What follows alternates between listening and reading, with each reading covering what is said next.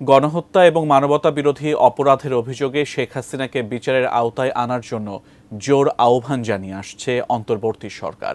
এতদিন নানাভাবে ভারতকে হাসিনার বিষয়ে প্রশ্ন করে আসলেও কোনো সদুত্তর পায়নি বাংলাদেশ।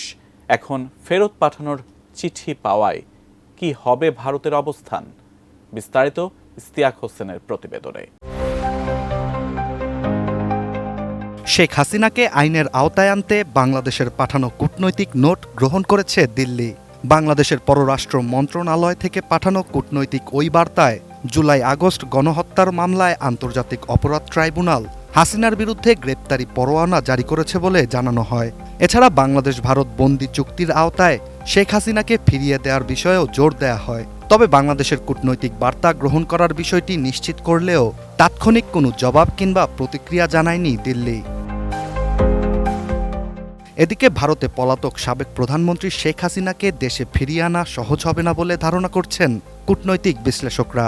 বাংলাদেশ ও ভারতের মধ্যে বন্দি বিনিময় চুক্তি থাকার পরও বিশ্লেষকদের এমন ধারণার কারণ আইনি ফাঁকফোকর। অ্যান্টিব্যাকটেরিয়াল অ্যাডিটিভ যুক্ত সেরা ওয়াটার ট্যাঙ্ক বিশুদ্ধ পানিতে ব্যাকটেরিয়া জন্মাতে দেয় না। 2013 সালে সই করা বন্দি বিনিময় চুক্তিতে বাংলাদেশ ও ভারতে পলাতক কোনো আসামি যদি 1 বছরের বেশি দণ্ডের সাজাপ্রাপ্ত হয় এবং তার বিরুদ্ধে উক্ত দেশের আদালত গ্রেপ্তারি পরোয়ানা জারি করে, তাহলে সেই আসামিকে ফিরিয়ে দিবে অপর দেশ।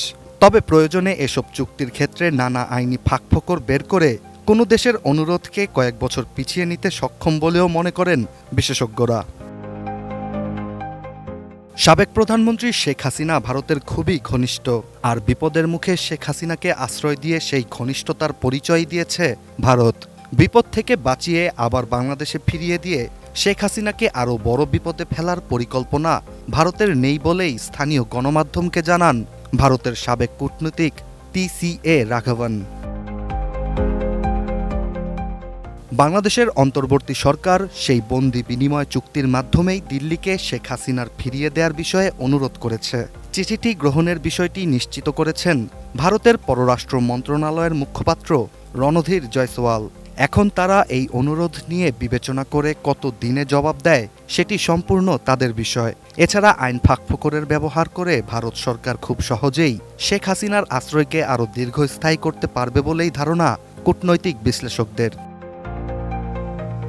Istiaq Hossain, ATN news.